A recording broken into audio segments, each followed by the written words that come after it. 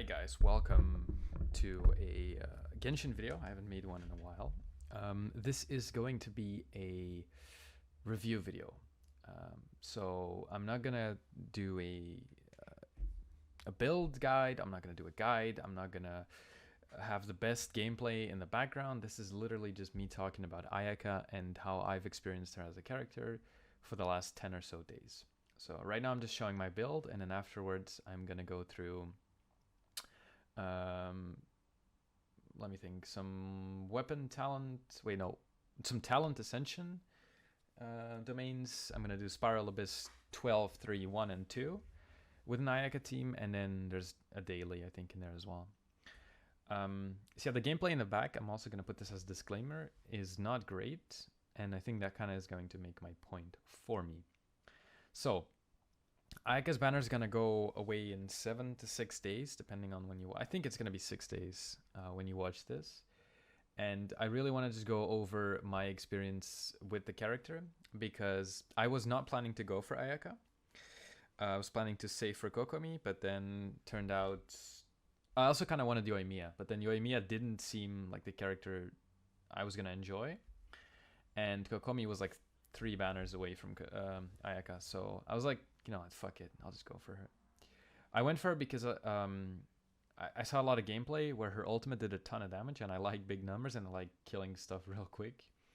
I really enjoy playing Hu Tao, so I guess that kind of makes my point there.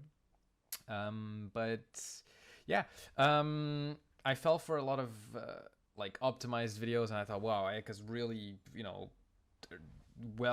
she's well made, she's fun to play, she's OP. And although she is not boring to play and she's not weak, this video is mainly for the disclaimers. If you are doubting, if you're 100% sure, you shouldn't be watching a video like this. If you want a character, you should go for them. Ayaka's not flawed in any way, but she's also not OP, so that should be the reason you should definitely go for her. Anyway, a couple of things I want to go over. First of all, aesthetically, I mean, this is all up to the person itself. I didn't want to get Ayaka. Aesthetically speaking, like, you know, for the character that she is, both voice and I don't know, outfit, I guess. But I have to say, I've really been enjoying having her as my main character. Like, for example, Mona, I don't like having out. Sucrose as well, I don't really love having out. So yeah, Ayaka is definitely good on that front. But then the most important part is her talents. First of all, her kit synergizes really well. That's something that I do have to say. If you come out of a dash, you apply cryo on an opponent. Or I think either you get cryo damage or they have cryo resistance debuffed. I'm not 100% sure. But it also puts cryo on the enemy. So if you already have Hydro, what you can do is dash in and you freeze them automatically. Then you can use your elemental skill to do a lot of damage because you're probably going to be running the Blizzard Strayer set. And because you've used your elemental skill, now your normal and charge attacks do more damage. So it synergizes really, really well. However, maybe the first thing I should talk about is her dash.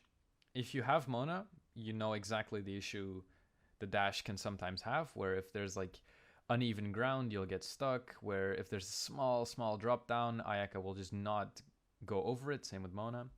So the dash feels very wonky to use, but if you're used to Mona and if you don't have an issue with Mona's dash, then Ayaka's dash is no issue either. It's just a pet peeve personally. I feel like they should streamline it a bit more. Her normal and charge attacks, I think they're very interesting in the way that what you want to do is dash, charged, jump, charged, dash, and do it all over again to optimize your time. And your stamina consumption, but I've had a hard time doing that. Her elemental skill I really enjoy. It's big damage. It's on a 9-second cooldown. Really enjoyable. So honestly, one of my favorite elemental skills. But the elemental burst is the main issue. As you'll see in these clips as well, it doesn't always hit every opponent. It doesn't always hit the one opponent you want it to hit.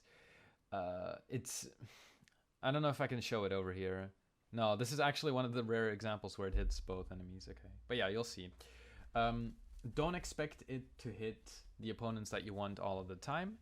And it's an 80 energy cost ultimate, so it's gonna hurt. Like, you're gonna have times where you just completely waste it and you don't really feel happy about it. But then again, you'll also have times where you just do a crap ton of damage. So it's fun to use, but it's inconsistent, very inconsistent.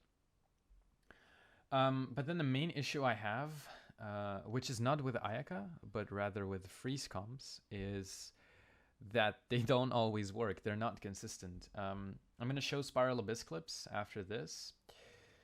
Wow, I got it twice in a row, damn. Where it actually hits both of the enemies. I'm going to show Spiral Abyss clips.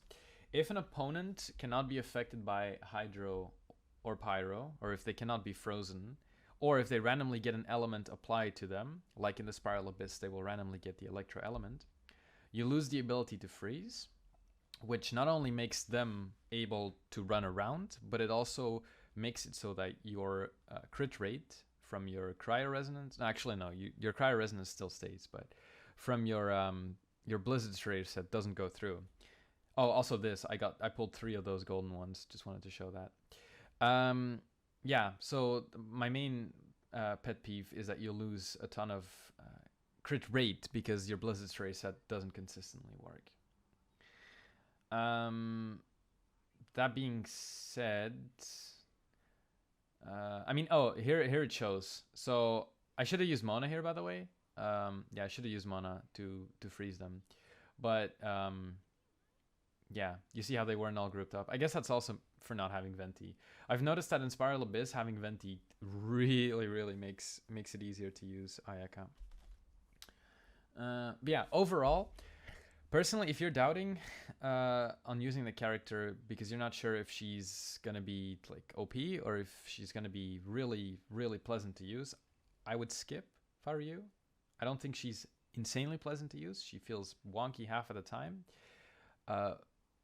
So yeah, I mean, my overall opinions is that this is the least favorite character that my least favorite banner character. And I have Hu Tao, Ganyu, and Zhongli as well. So yeah, but she's still fun to use though. Okay, here maybe the ultimate. Yeah, so this is an issue. So if they're not grouped up, you only hit one of them with the ultimate. And the whole shtick with this Spiral Abyss floor is that you need to kill both of the samurais within like 2 seconds of each other. Otherwise, the other one's gonna heal up. So them not being grouped up is a huge problem. Now, it's not always, you know, Ayaka's fault per se. Sometimes, you know, I just mismanage my cooldowns and they split up. But yeah, I mean, kind of sucks when this happens. Was there something else I wanted to say? I'm guessing I'm just gonna let the clips roll. There's still floor 2 coming after this, and then yeah, I'm not exactly sure how I'm gonna do it.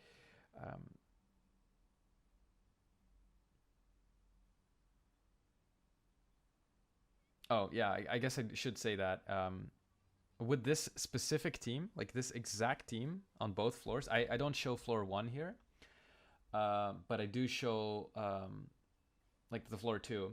I've used exactly the same team, and I've managed to get a 3-star on this after like 25 attempts. But now with the exact same comp and exact same rotation of abilities, or not exact same, but almost same, you're gonna see that I'm not even close to getting a 3-star, which I guess kind of adds to my point of you know, cryo being inconsistent, or the freezing comp being inconsistent. Then again, it could also be me not playing well, but me not playing well might have to do with the fact that the character sometimes feels wonky. So I guess I'll just keep making excuses. Anyway, I'm just gonna let the music play and let the video finish. If you enjoyed this video, or if you want a guide on Ayaka, let me know. Yeah, I'll see you in the next one. Goodbye.